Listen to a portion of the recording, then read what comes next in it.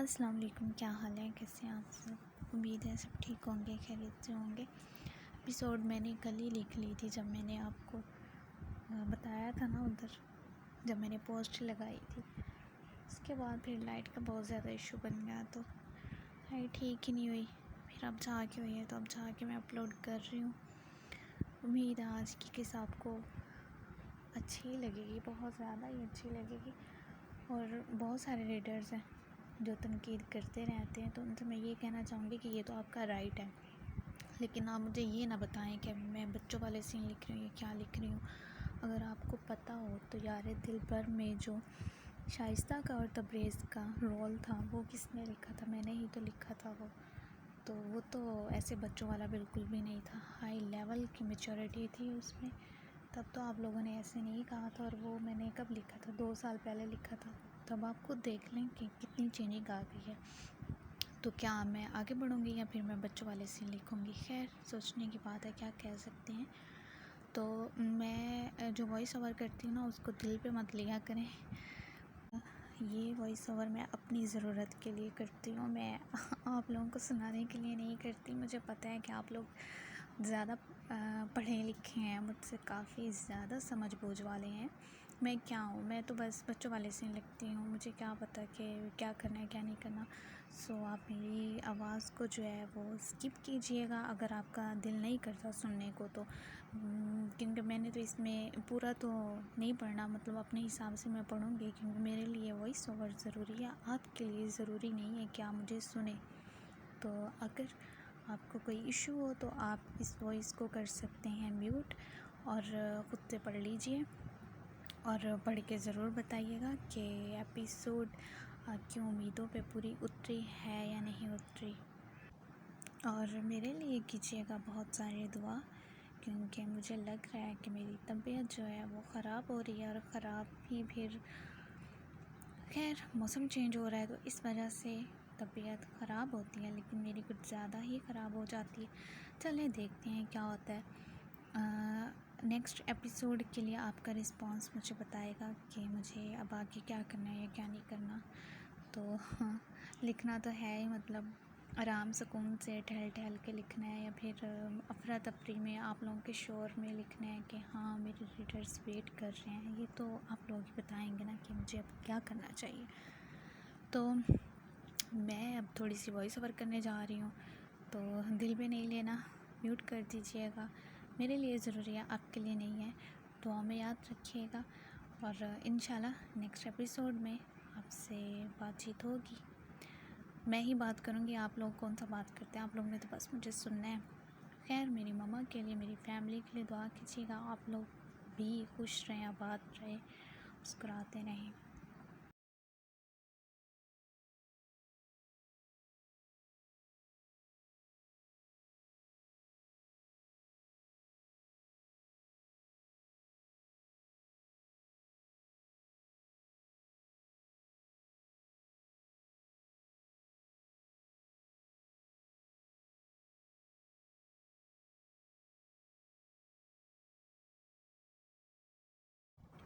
بغیر یہ جانے کہ کہاں قدم پھسل جائیں اور وہی خواب ہماری آزمائش بن جائے، ایک دم سے ارباز علم شاہ دھاڑتا ہوا پوری ہمت مجتمع کیے اپنے ٹوٹے وجود کو جوڑے کھڑا ہوا تھا، اور اپنی دنیا کو یوں لٹتے نہیں دیکھ سکتا تھا۔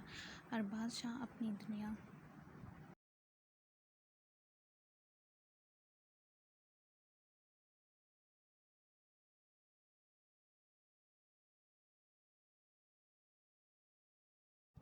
اپنی دنیا لٹا دے، یہ کیسے ہو سکتا تھا؟ وہ موت کے منہ سے بھی حور کو کھینچ لائے گا۔ وہ دائیں ہاتھ کی پشت سے آنسو صاف کرتا، جلدی سے زمین پر پڑا اپنا فون اٹھائے، کسی کو ضروری میسج بھیجتا، فون وہیں پر پھینکے اگلے ہی پل بجلی کی تیزی سے اس طرف بھاگا تھا۔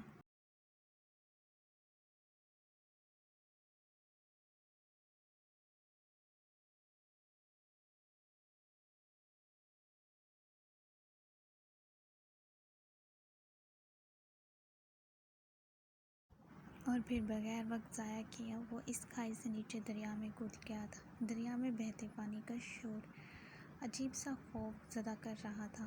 پانی اپنی پوری شدت سے بہہ رہا تھا، سورج ڈھل چکا تھا۔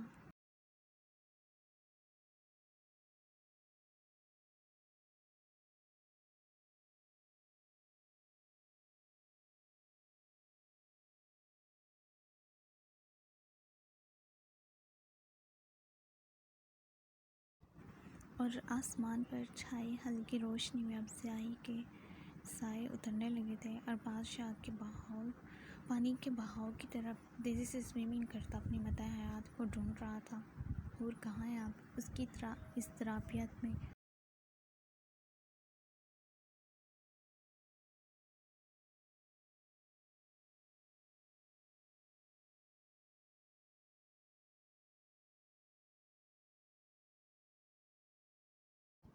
اس کی اضطرابیت میں لپٹی دھاڑیں بلند ہو رہی تھی، مگر دریا کے اس ظالم شور میں کہیں دب رہی تھی۔ کسی ماہر سوئمر کی طرح اس ظالم دریا میں اپنی زندگی ڈھونڈ رہا تھا، جو کسی بے رحم لمحے میں اس سے جدا ہوئی تھی۔ وہ لہو اتری نگاہوں سے اطراف میں دیکھتا، حورین شاہ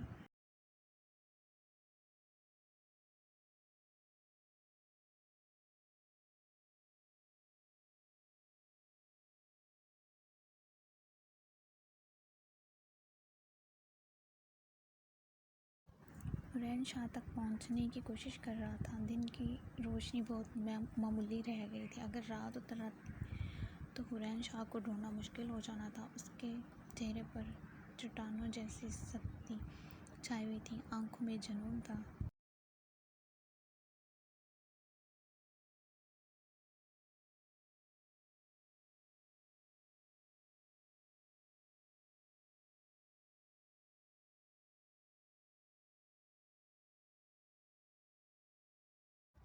میں آپ کو کچھ نہیں ہونے دوں گا حور، میں آپ کی سانسوں کا محافظ ہوں۔ آپ کی سانسیں میری حیات ہیں، آپ ارباز کی روح ہیں اور روح وجود میں رہتی ہے۔ آپ کو مجھ میں رہنا ہے، مجھ میں جینا ہے۔ وہ پانی سے بلند ہوتا دونوں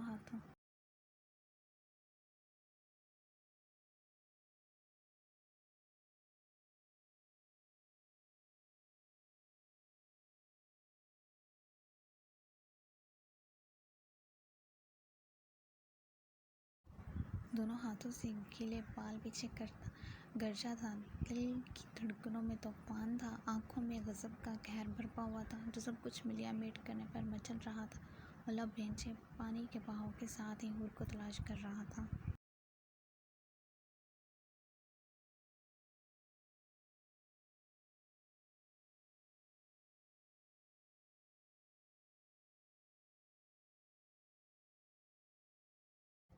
کچھ ثانیہ بعد اس کی سماعتوں نے ہیلی کاپٹر کی گڑگڑاہٹ سنی تھی، اور دیکھتے ہی دیکھتے دائیں طرف سے دو ہیلی کاپٹر رونما ہوئے تھے۔ ہیلی کاپٹر میں موجود شاہ کے آفیسر اس کو دیکھتے قریب آ رہے تھے۔ کچھ دیر بعد وہ ہیلی کاپٹر جنگل کے اوپر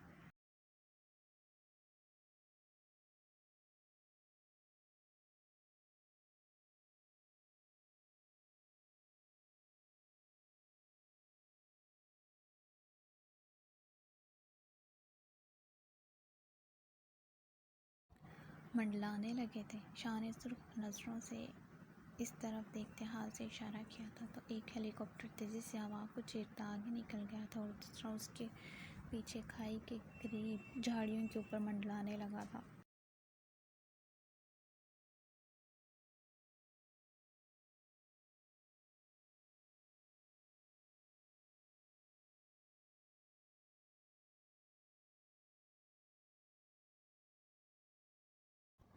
کھائی سے گرتے ہی مختلف جھاڑیوں سے ٹکراتی ہوئی خوفزدہ ہوتی بہتے دریا میں گرتے ہی آوازوں سے بیگانہ ہو چکی تھی۔ اس کے وجود پہ لپٹے ارباز کی شال جدا ہو چکی تھی۔ وہ کسی تنکے کی مانند پانی کے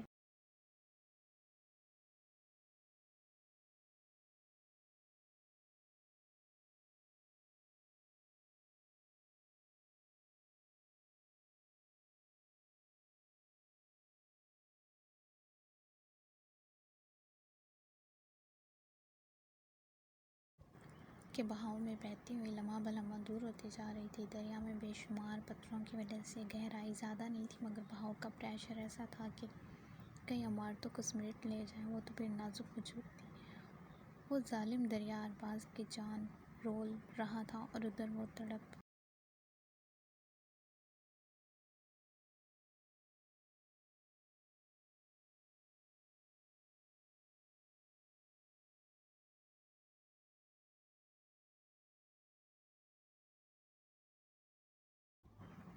میں سانسیں گن گن کر اس کو تلاش کر رہا تھا۔ اس کے وہ دریا کے پانی کے ساتھ بہتی ہوئی اس گھنے جنگل والے حصے میں آ گئی تھی۔ رات بھن پھیلائے اتر آئی تھی۔ حرین شاہ کے بے ہوش وجود پر شاید اس پانی نے رحم کھایا تھا یا پھر وہ پتھر اس پانی کے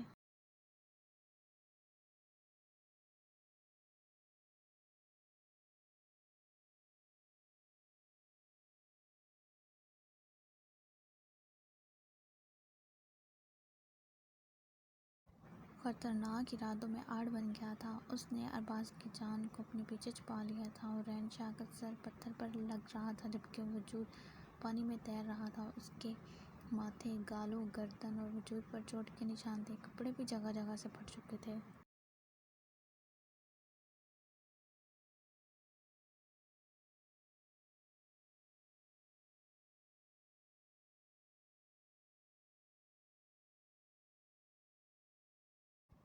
وہ ریشمی بال جن میں ارباز کی سانسیں بستی تھیں، وہ بال بے ترتیب سے اس کے چہرے اور گردن سے چپکے ہوئے تھے۔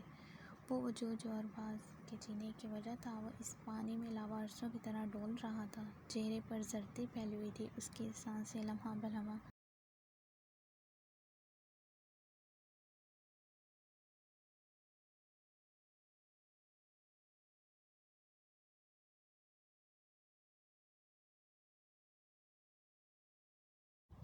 مدھم پڑتی جا رہی تھیں، مگر وہ بھاری چٹان اس اندھیری رات میں ارباز کی زندگی کو اپنے پیچھے پناہ دیے اس کی زندگی کے حقدار کا انتظار کر رہی تھی۔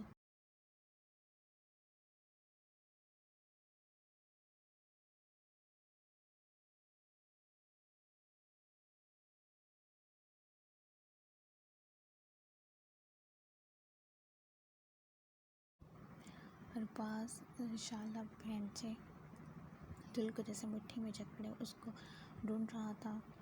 رات گہری ہوتی جا رہی تھی اور اس پر ظلم یہ کہ آج تو چاند بھی نہیں نکلا تھا۔ چاند کی اس روشنی میں اسے تھوڑی تحریک مل جاتی اور اس پر متضاد اطراف کے جنگل نے سایہ کر رکھا تھا۔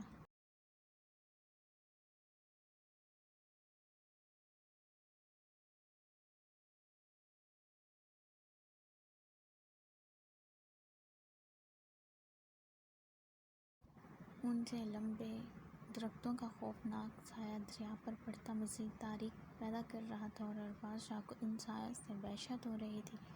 وہ پچھلے آدھے گھنٹے سے اس پانی میں اسے تلاش کر رہا تھا۔ اس کی آنکھوں میں نمی تھی، غضب تھا، جنون تھا، وحشتیں تھیں۔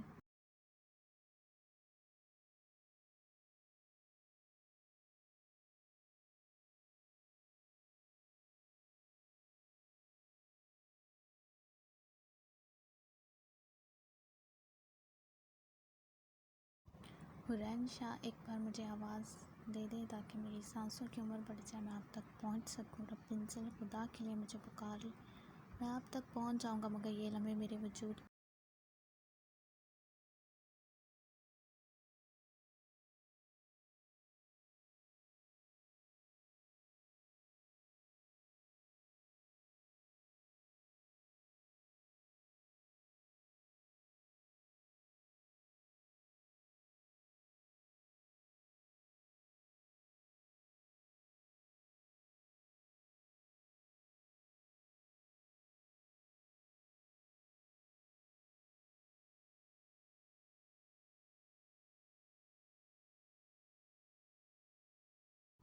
مسز شاہ کی جان، میرا بچہ، حور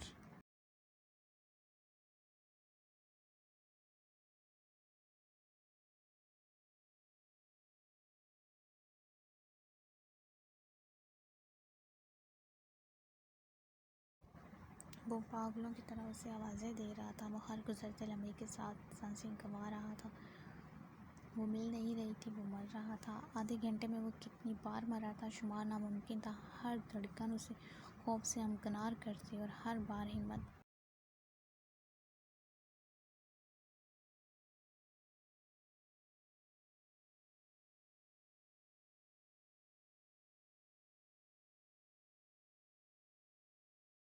ہمت باندھتا، وہ خوف سے ایک سانس بھرتا، کتنی سانسیں لینا بھول جاتا۔ کہاں چلے گئے ہیں اور کیوں نہیں آ رہے نظر؟ کیوں آواز نہیں دے رہے؟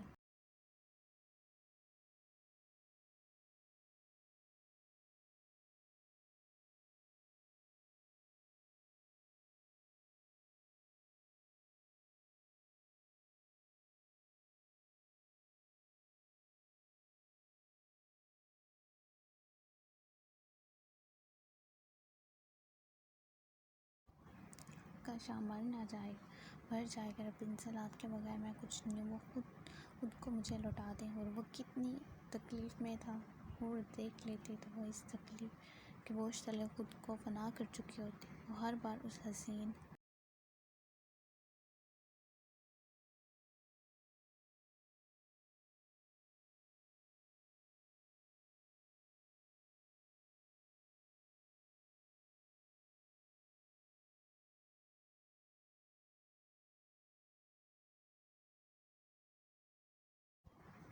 مرد کو اذیت کے نئے باب سے روشناس کرواتی تھی۔ وہ اب تک یہ سب برداشت کر جایا کرتا تھا، مگر اس بار اس کی ہمت پست ہو رہی تھی۔ وہ جان توڑ لمحوں میں قید تھا، اس کی اور اس کے سامنے نہ تھی۔ وہ کیسے سانسیں بھر رہا تھا۔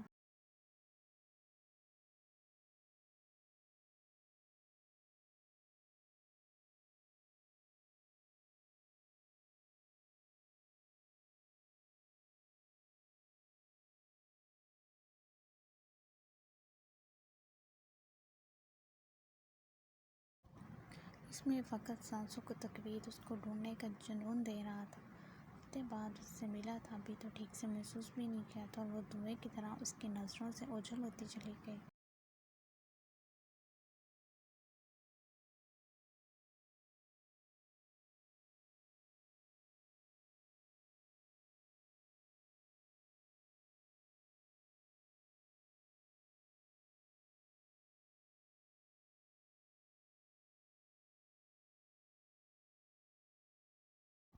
اس کی خوشیوں کو نظر لگی تھی، وہ بے بسی کی انتہاؤں کو چھو رہا تھا۔ یکدم سے گھنے جنگل میں اس کی دھاڑیں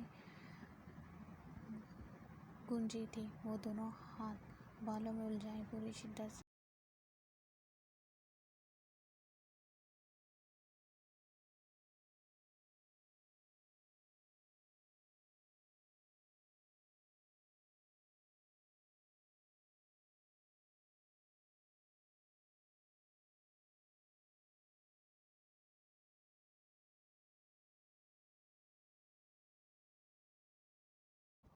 چیختا ہوا اندر کی وحش تو دل کے خوف کو زائل کرنے کی کوشش کر رہا تھا۔ ہیلی کاپٹر میں موجود آفیسر اپنے شاہد سر کی حالت کا سوچ کر پریشان سے اپنی میڈم کی تلاش میں پوری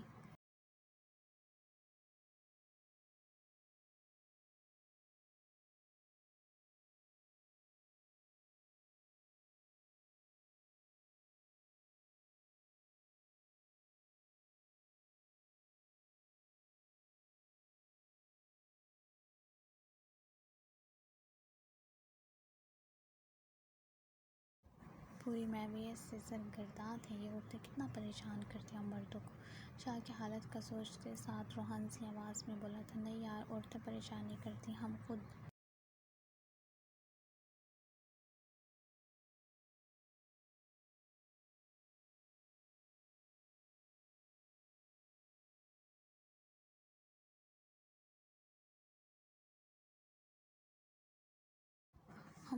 کمزور پڑ جاتے ہیں ان کے احساس کے سامنے۔ فخر نائٹ ویژن دوربین سے اطراف میں جھانکتا بولا، ایک ہیلی کاپٹر میں سعد اور فخر تھے تو دوسرے میں بابر اور زین تھے۔ مجھ سے شاہ سر کی حالت نہیں دیکھی جا رہی۔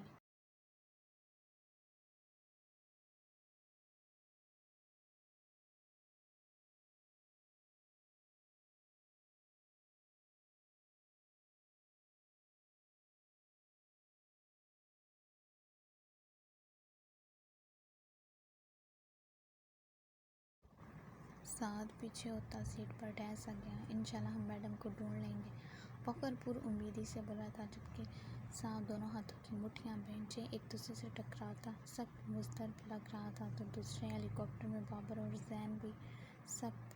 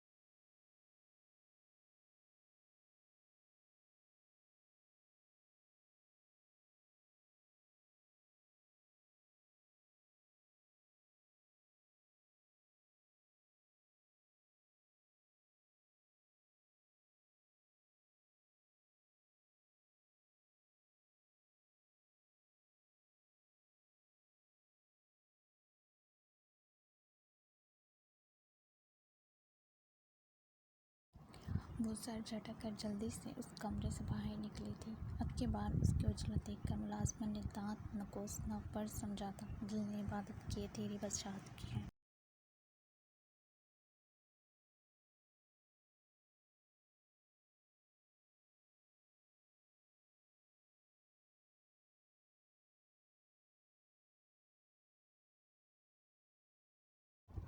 لکھایا عرصوں میں تجھ بن جینا نہیں ہے، مجھ میں اب میں کہاں ہوں، تجھ میں رہنے لگا ہوں، میں تو بس جی رہا ہوں بن میرے۔ سیدھر باز عالم شاہ اسی کمرے میں موجود، بیڈ کے سامنے رکھی راکنگ چیئر پر براجمان، وجود میں پناہ خوف سے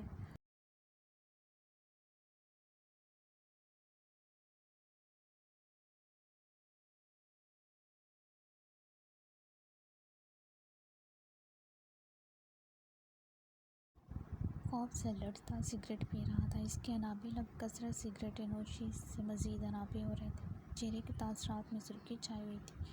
وہ کرسی سے ٹیک لگائے نگاہیں وال کلاک پر جمائے ہوئے تھا، جہاں ڈاکٹر کے مطابق 2 گھنٹے پورے ہونے میں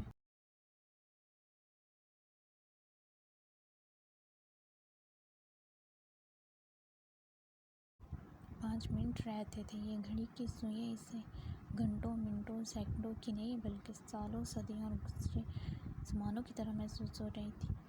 ان 2 گھنٹوں میں وہ کتنے زمانے گزار گیا تھا، یہ بس وہی جانتا تھا۔ راکنگ چیئر کے ساتھ رکھے ٹیبل پر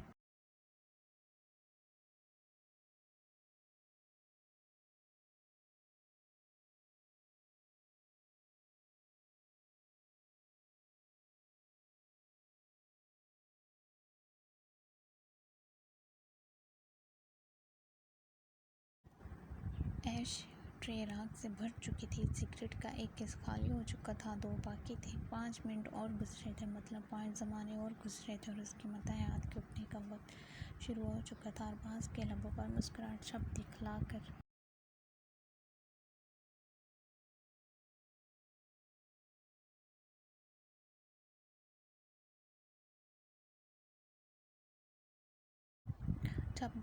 غائب ہوئی تھی۔ اس کی نگاہیں اب اس نازک وجود کو احاطے میں لے چکی تھیں۔ مزید 2-3 منٹ بعد وہ کسمسائی آئی تھی، مطلب 2 گھنٹے اور 3 منٹ بعد وہ ہوش میں آ رہی تھی، جبکہ باقی کا وقت بھی وہ شمار نہیں کرنا چاہتا تھا۔ حور نے کسمسا کر آنکھیں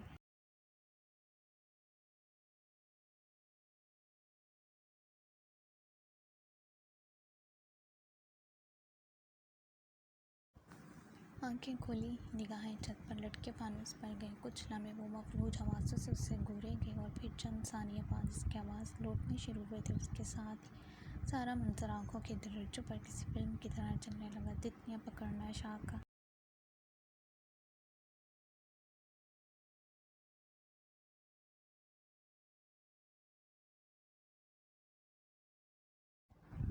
روک نہ کھا، اس سے گرنا، اس سے آگے کیا ہوا تھا وہ نہیں جانتی تھی۔ وہ تو اب حور پیلس کے اس ماسٹر بیڈ روم میں موجود تھی۔ حور نے پلکیں جھپک کر نگاہیں کمرے میں گھمائیں۔ سامنے ہی راکنگ چیئر پر براجمان وہ گہری نظروں سے اسے ہی دیکھ رہا تھا۔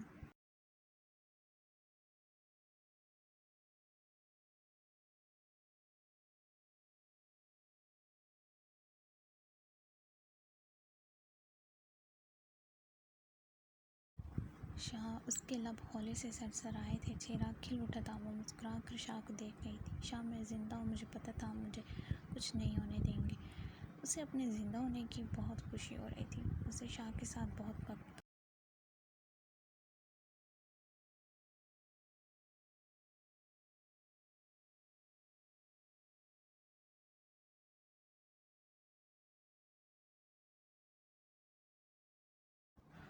وقت گزارنا تھا۔ ابھی تو اس نے خوش رہنا شروع کیا تھا، مگر وہ دور ہونے کی نادانی تو کر بیٹھی تھی۔ اس کی بات سنتا شاہ سنجیدگی سے اپنی جگہ سے اٹھا اور اس کی طرف بڑھا۔ حور جو مسکراتی ہوئی اسے اپنی طرف بڑھتا دیکھ رہی تھی، اس کے چہرے کی غیر معمولی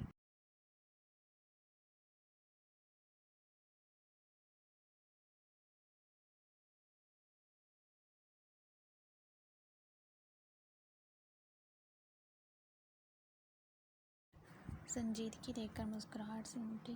شاہ کی آنکھوں میں اس کے لیے جو نرمی تھی، اس وقت وہ کہیں کھو سی گئی تھی۔ حور نے اٹھنا چاہا، مگر شاہ کے تاثرات اس کو کچھ بھی کرنے سے جیسے روک گئے تھے۔ وہ بلینکٹ مٹھیوں میں جکڑے، شہد رنگ آنکھیں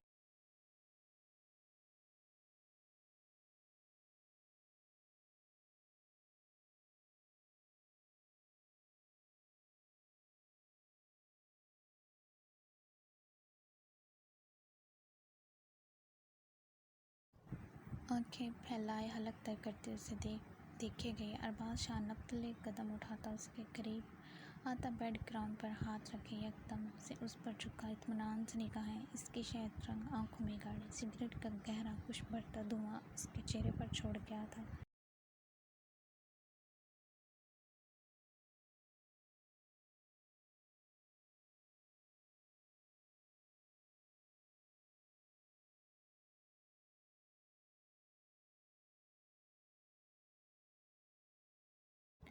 اور آنکھیں پھیلائے اس کی سرخ آنکھوں میں دیکھ رہی تھی۔ دھوئیں کے انبار پر اس نے مچلتے ہوئے ہاتھ سے دھواں ہٹایا۔ شہد رنگ آنکھیں سیاہ آنکھوں سے تصادم جارے رکھی ہوئی تھیں۔ سیاہ آنکھیں مزید سرخ پڑی، وحشت ٹپکانے لگی تھیں۔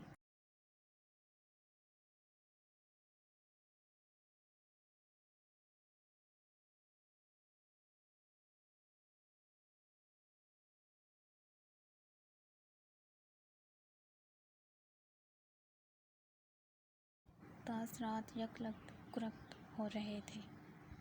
بے اختیار حور کو ان سے آنکھوں سے خوف محسوس ہوا تھا۔ دل مٹھی میں پھنچا تھا۔ شاہ کی سرخ آنکھوں میں چھائی تحریک اس کے رونگٹے کھڑے کر گئی تھی۔ وہ ان آنکھوں میں سرخی کے سدباب سے واقف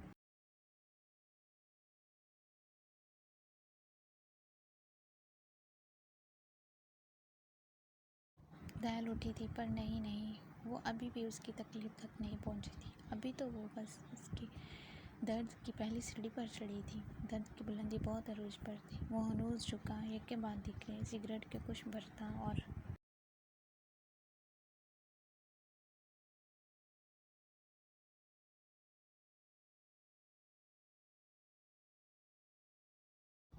دھواں اس کے چہرے پر چھوڑ رہا تھا۔ حور کو سانس لینے میں مسئلہ ہوا تھا۔ یکدم سے اسے کھانسی کا دورہ پڑا تھا۔ وہ نم نظروں سے اسے دیکھتے کھانسنے لگی تھی، مگر اس پر جھکے وجود میں رتی برابر بھی فرق نہیں پڑا تھا۔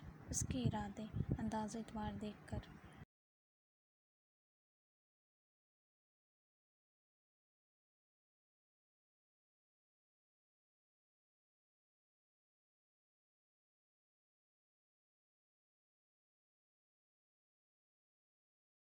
حور وحشت زدہ ہو رہی تھی۔ شاہ! اس نے تڑپ کر پکارا، مگر شاہ تو اس وقت الگ ہی ڈگر پر تھا۔ اس لڑکی کو کیا کہے، کیا سزا دے؟ وہ سگریٹ سے اپنا کلیجہ جلاتا، دھواں اس پر چھوڑ رہا تھا۔ حور کو اس دھوئیں سے نہیں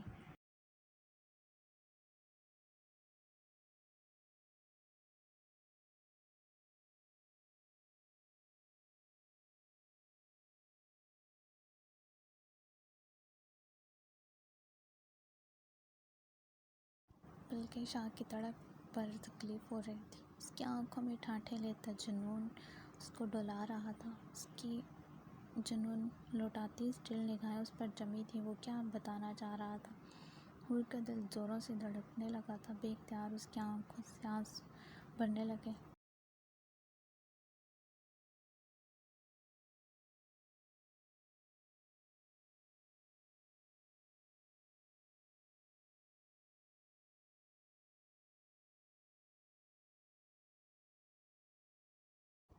شاہ سنے نا، اس نے بھیگی آواز میں ہاتھ اس کی طرف بڑھایا، مگر وہ اس کا ہاتھ قید کے اپنے دل کے مقام پر رکھتا اپنا مشغلہ جاری رکھے ہوئے تھا۔ اپنے ہاتھ کے نیچے اس کی دھڑکنوں کا تصادم محسوس کرتی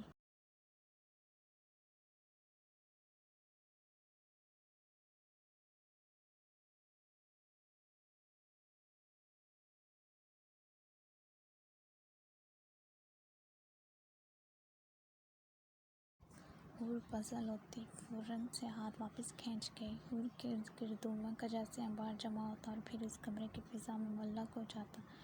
شاہ اس سے ہوش نہیں لگ رہا تھا۔ یہ وہی آنکھیں تھیں جو اس دن داروغہ کے ساتھ لڑائی کرتے وقت تھیں۔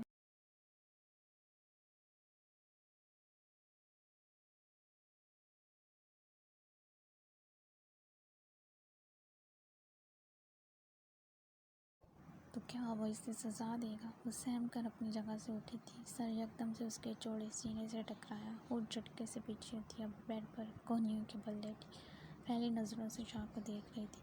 میں نے وہ تتلیاں، رنگ ان کے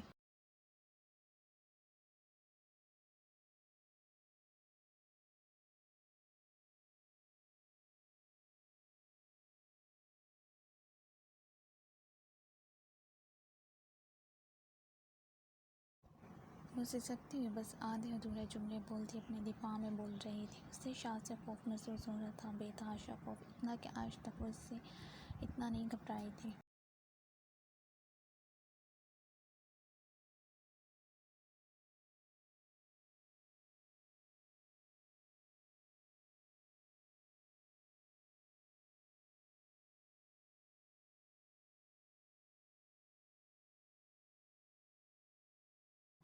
جتنا سالوں پہلے اس ناران میں ہوئے واقعے میں بھی وہ اتنا نہ گھبرائی جو کہ آج تھی، جبکہ شاہ ہنوز خاموش بیڈ گراؤنڈ پر ہاتھ جمائے اسے دیکھتا جا رہا تھا۔ اس کی آنکھوں کی سرد مہری اڑتی جا رہی تھی، اڑ کے جان نکلی جا رہی تھی۔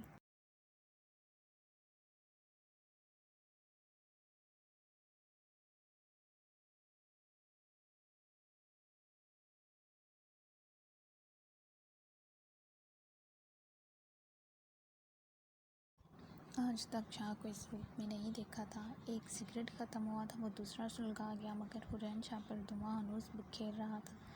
بولے نا شاہ، بات کریں، ایسے مت دیکھیں، مجھے ڈر لگ رہا ہے۔ وہ سوں سوں کرتی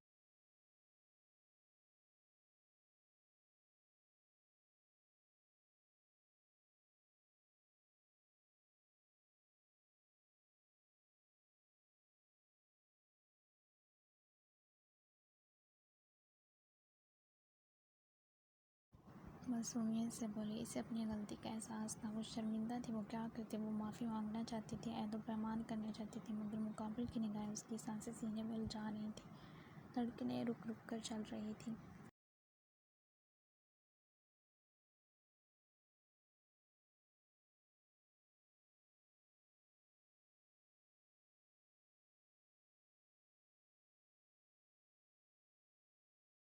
حور کی بات پر لہجہ بھر کے لیے شاہ کی آنکھیں مسکرائی تھیں۔ وہ اس سے ڈر رہی تھی، ابھی تو اس نے اس کا دہشت انگیز روپ نہ دیکھا تھا، وہ اس وقت گروسم ڈیتھ والے روپ میں عہد آیا تھا۔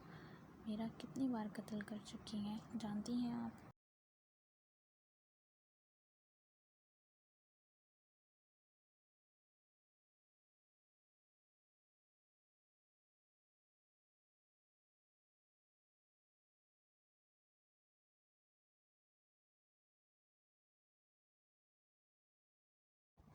یکدم سے اس کی ہڈیاں ٹھٹھرا دینے والی سرد آواز گونجی۔ حور کی آنکھیں منہ کرنا حد تک پھیلی تھیں۔ یہ آواز اس کے خوف پر گہری چھاپ چھوڑ گئی تھی۔ شاہ آواز بدل کر بولا تھا، آواز اتنی دمدار تھی کہ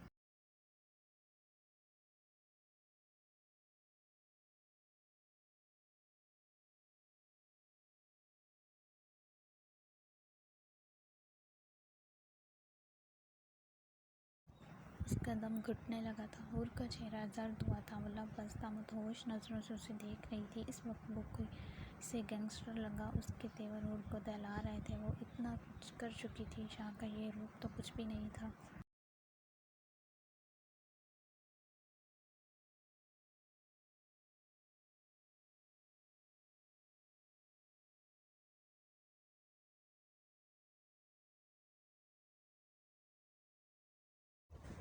اسے اس روپ سے آشنا ہونا چاہیے تھا جو وہ اس سے مخفی رکھتا تھا، مگر سوال یہ تھا، کیا حور یہ روپ برداشت کر پائے گی؟ کتنی بار موت دی ہے؟ اس کی پھر سے وہی سوالیہ آواز گونجی۔ حور کی آنکھوں سے آنسو روانگی سے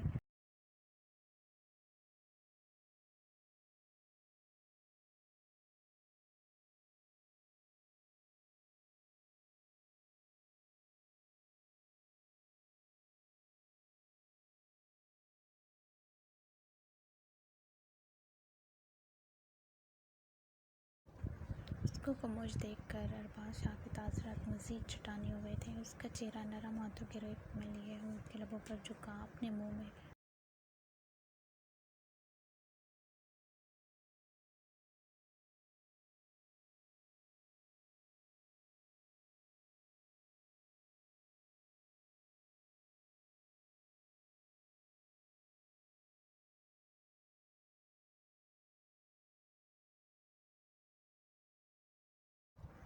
کیا ہے دھواں اور کیا حلق میں بھرنے لگا اور کیا آنکھیں ممکنات تک پھیلی تھی۔ دھواں اس کے وجود میں اترنے لگا تھا، تکلیف دہ نظروں سے شاہ کو دیکھ رہی تھی جس کی آنکھیں اس پر گڑی تھی۔ ایک دم سے سٹپٹا کر وہ آنکھیں میچے۔